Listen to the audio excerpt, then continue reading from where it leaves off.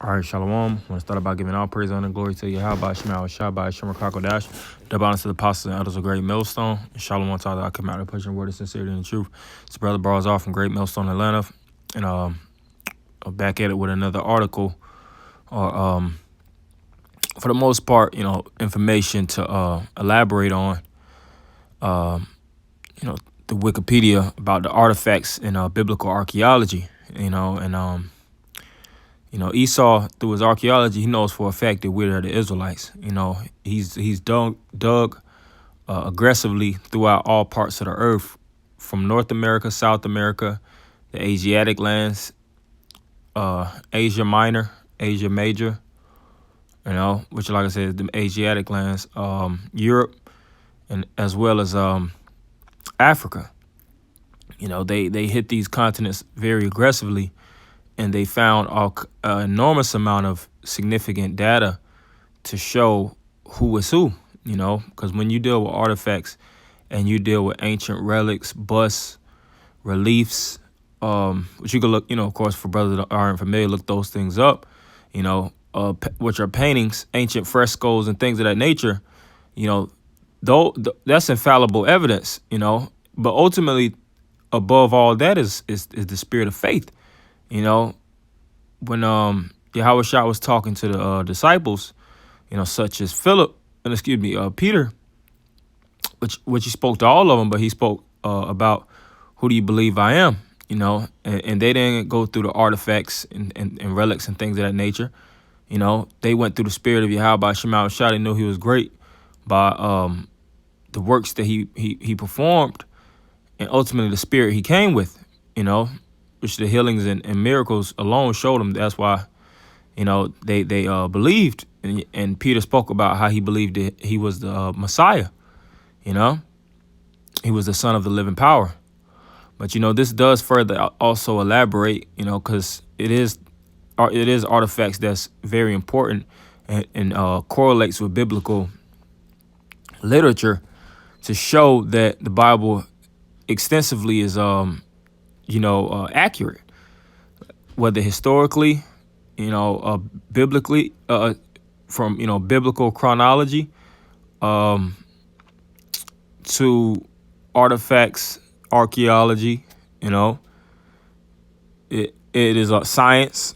It's all kind of high science in the Bible, and all these things reflect to the wisdom and the knowledge that we actually use on to this day, and what we're supported by. And these are a couple of steles, as well as other plaques to show that the Bible is true, and I'm not going to go through all of them, but they have them in these different museums, and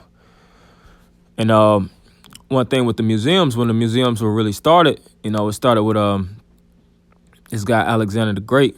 He was one of the main people to actually set up, major centers that reflect, which I'll type it in, that will reflect, theology or archaeology. You had the theological aspect, what would be I'm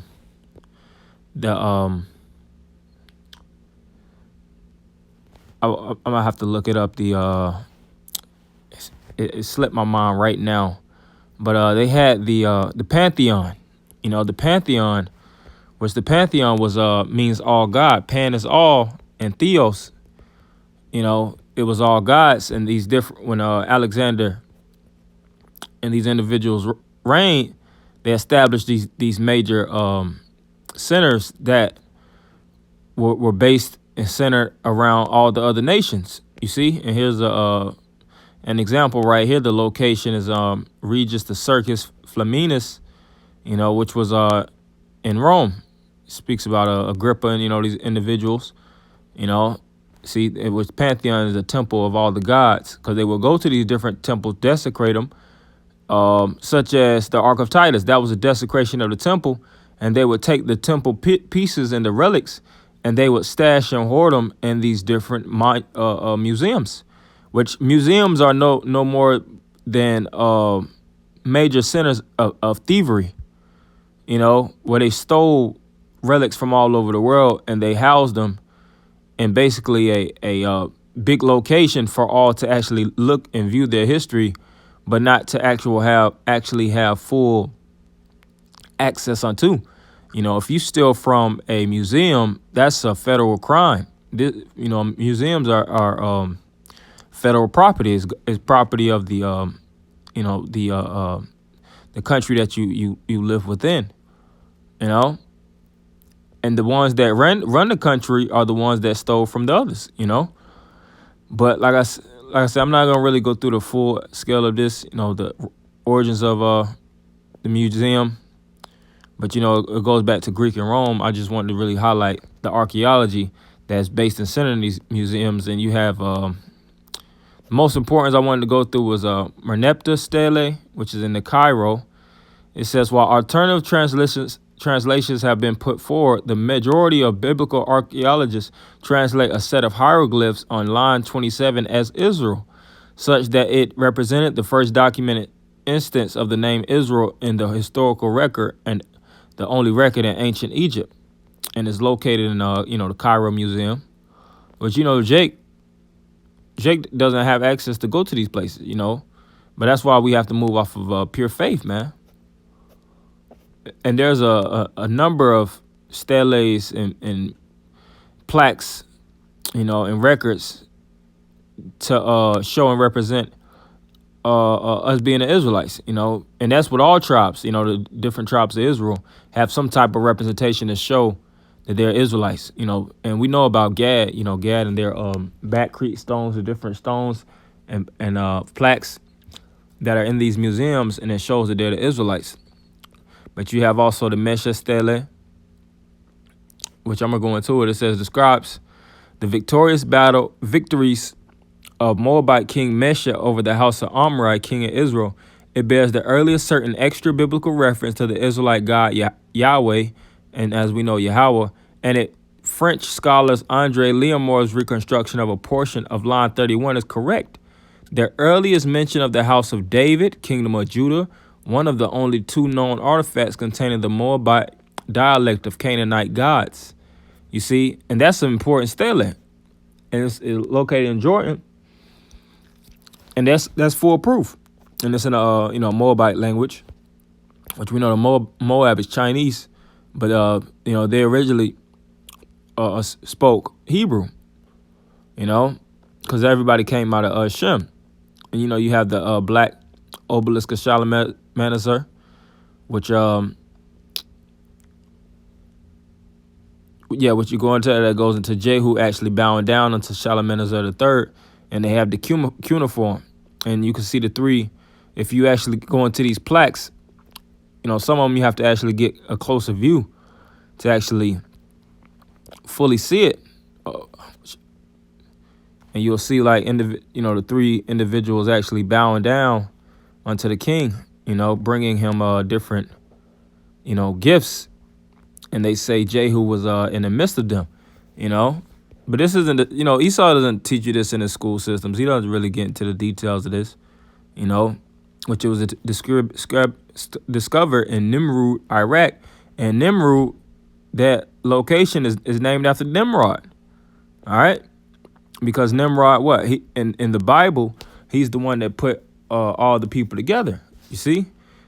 Descriptions of the tribes of Nimrod in Genesis 10. Yep, Genesis the 10th chapter. And of course, the people dispersed from that point forward. So, the foolproof evidence is out there. It's just like the scripture says, to study to show thyself approved. You have Sabah Stele, which is in Istanbul. List goes on and on. The Tel Dan Stele, this is one of the most important, one of the most popular steles there is. It says, its significance for the biblical version of Israel's past, particularly on lines 8 and 9, which mentions a king of Israel and the house of David. Yeah, so they're acknowledging the existence of David. And if David existed, then the Judites existed. If the Judites existed, then, all the 12 tribes existed. The 12 tribes existed. Abraham, Isaac, and Jacob existed. And even further down, if David existed, then that means Solomon, which was his successor. He came out of the loins of David. and Yahweh Shai existed. You see? So Esau knows that the Heavenly Father's records are faithful and true. It says the latter is generally understood by scholars to refer to the ruling dynasty of Judah, although the meaning of this phrase has been disputed by the minority of scholars. Today, it is generally accepted as a reference to the Davidic dynasty, and the scriptures speak about the sure mercies of David. All right, and it even speaks about how David confirmed seeing chariots in the sky, man.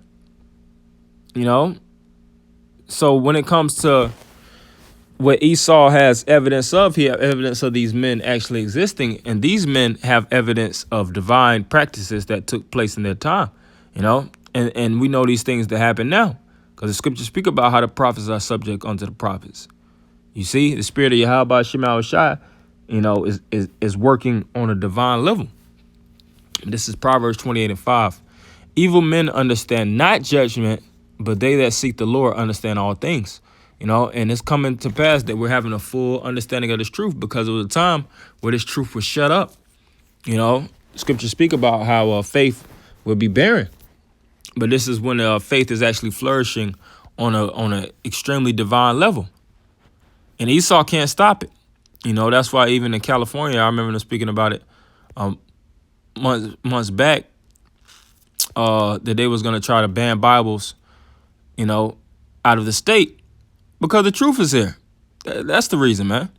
Because the truth is being fully broadcasted and Esau doesn't want to deal with the foolproof truth. This is 2 Ezra 6:27. For evil shall be put out and deceit shall be quenched. Right. And that goes into Revelation, the 12th chapter, where the dragon had spewed out lies, all right, as water. And it speaks about how the earth helped the woman, which the earth represents the archaeology. It represents basically the sense of security, you know, which we fled to, you know, the western coast of Africa, you know, when we was put out of our residence, and the Lord supported us, you know, and even on this list, which I'm not going to go through all of them, you know, brothers got the point. It's still, you know, tons more, but it got the Archeology here. You know, you have the Nimrod slab, Siloam, which the scriptures speak about the pool of Siloam, and cylinder of Nabonidus, which the scriptures speak about Nabonidus during the time of Belshazzar. You know, Nebuchadnezzar Chronicle. Scriptures, of course, speak about Nebuchadnezzar, the king of Babylon, which he put Jake in captivity. You know, and it talks about the siege of Jerusalem, man. You know, the first siege. You know, so you can't say that this book is a lie. You know, here it is. You got a British Museum, which in the British Museum you have the cylinder of Cyrus, which that Cyrus cylinder is extremely important. You know, it has the Akkadian cuneiform. When you go into it, it confirms who we are. You know, Cyrus was written in the Bible, you know, numerous of times.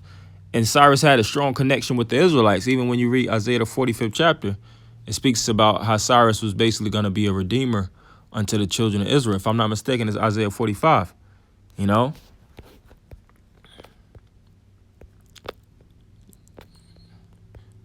Yeah, yep.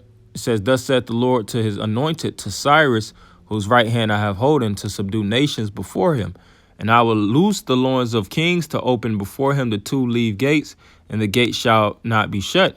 Yeah, and when you go to Isaiah 44 in the last verse, it speaks about Cyrus too. That saith of Cyrus, he is my shepherd, and shall perform all my pleasure, even saying to Jerusalem, thou shalt be built into the temple, thy foundation shall be laid. And Cyrus himself existed. You could look all throughout history and you could confirm Cyrus. And in Cyrus cylinder, which is written in the Akkadian, it speaks about the children of Israel. So you can't work around it, man. You know, temple warning inscriptions. And like I said, the last one was the Archeology, which we're all familiar of. That's written in the prophecy. And you have, you know, it says original location not available, wrong. But here's, you know, brothers, you know about it. You know, have Judah Compta. You know, they have the Judah coinage where they would actually conquer Judah. And, you know, they would actually have coins to represent the fall of Judah. like I said, this word is being fully broadcasted, through the four corners. Whether Esau likes it or not. And this is 2 Ezra 6:27. For evil shall be put out, and deceit shall be quenched. As for faith, it shall flourish. It shall flourish. Corruption shall be overcome, and the truth, which have been so long without fruit, shall be declared. And the truth, it was a time where this truth was without fruit.